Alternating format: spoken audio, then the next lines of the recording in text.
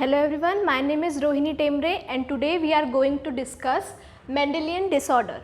Now what are basically Mendelian disorder? Mendelian disorders are caused due to mutation or alternation on single gene.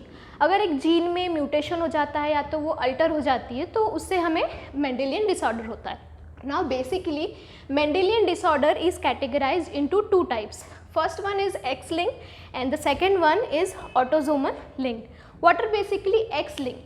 So अगर mutated gene हमारी X chromosome पे present हो तो उसे हम X-linked disorder बोलते हैं, और अगर म्यूटेटेड जीन ऑटोसोमल क्रोमोसोम पे प्रेजेंट हो तो उसे हम ऑटोसोमल लिंक डिसऑर्डर बोलते हैं.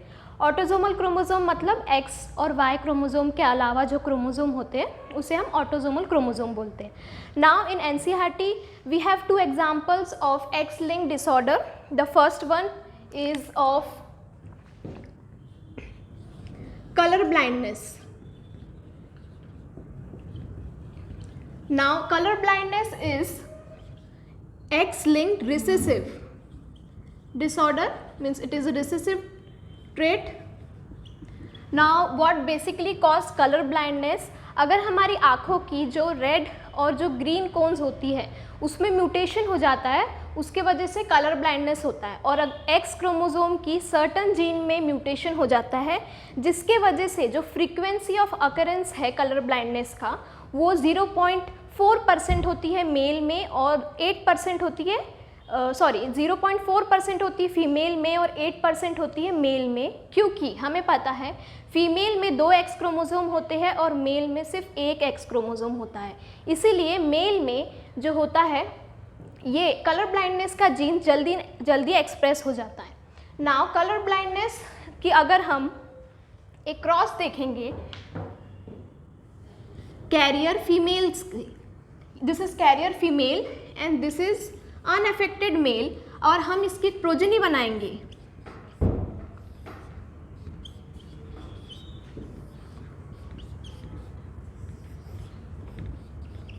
तो हम देख सकते हैं कि इसमें जो 50% मेल है ये अफेक्टेड होते हैं, लेकिन जो फीमेल होती है वो ज़्यादातर अनअफेक्टेड होती है या तो कैरियर होती है. और फीमेल तभी अफेक्टेड हो सकती है जब उसकी मम्मी कैरियर हो उस जीन की और उसके पापा कलर ब्लाइंड हो. और next example we have in NCERT is of haemophilia. Now the second case is of haemophilia.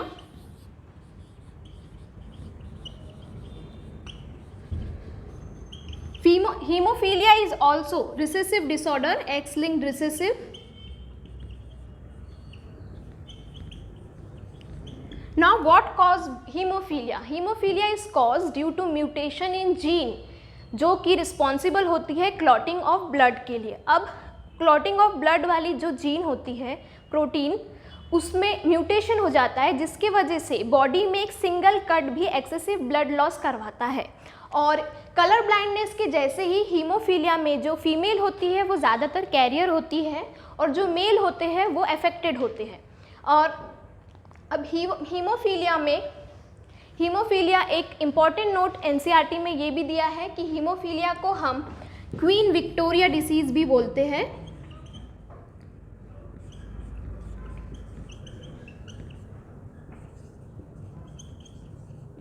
क्योंकि क्वीन विक्टोरिया जो थी वो इस हीमोफीलिया की कैरियर थी.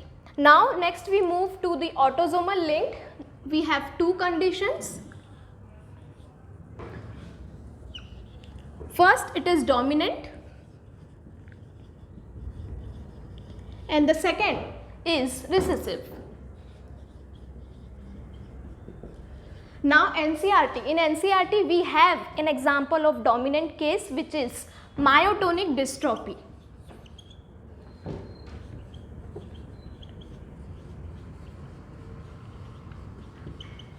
What is basically myotonic dystrophy? ये एक मसल रिलेटेड प्रॉब्लम होती है जिसमें हम अपनी मसल को आफ्टर कॉन्ट्रैक्शन हम उसको रिलैक्स नहीं कर सकते, मतलब we are unable to relax our muscle after contraction. Myotonic dystrophy के बारे में NCERT में ज़्यादा नहीं दिया हुआ है. So just remember example of dominant case. Next we move to the recessive. We have 3 example of recessive. disorder. The first one is sickle cell anemia.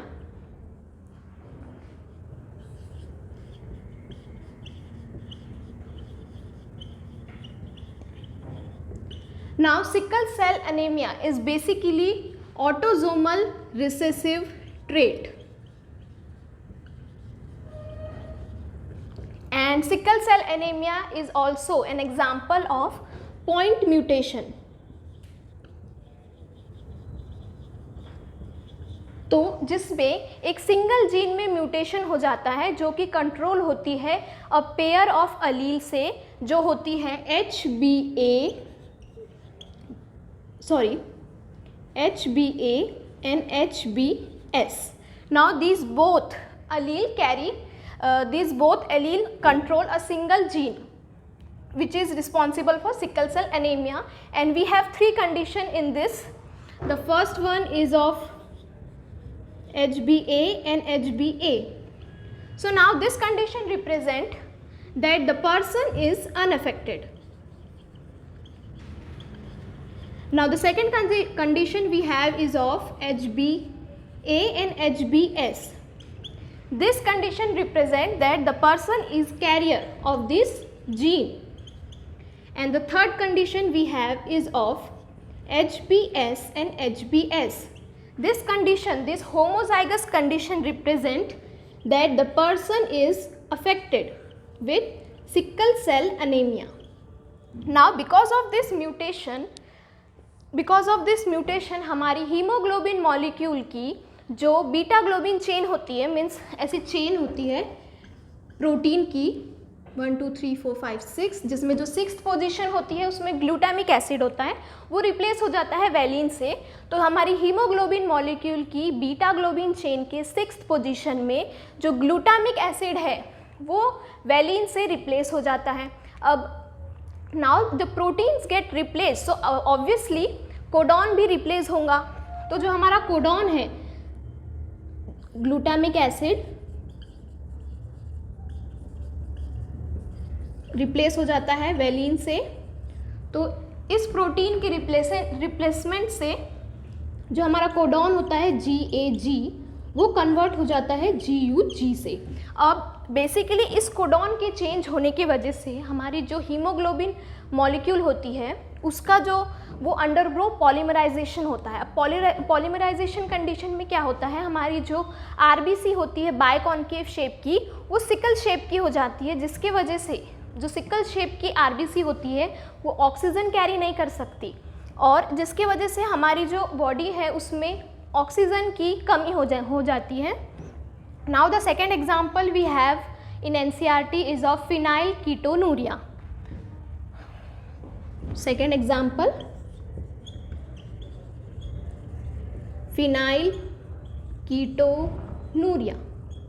Now what causes phenyl ketonuria? First of all, it is also same as sickle cell anemia, it is also recessive.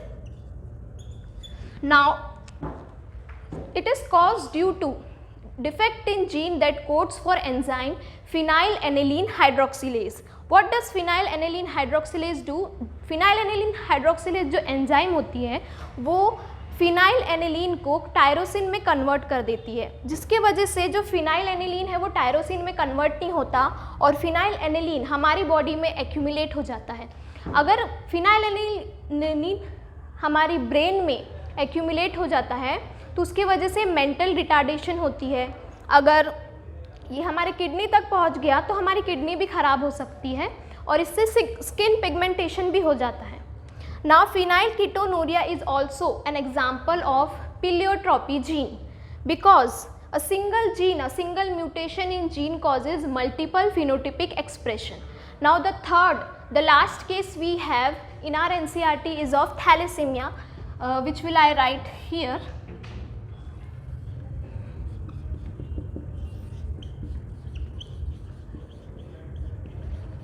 Thalassemia is also recessive trait.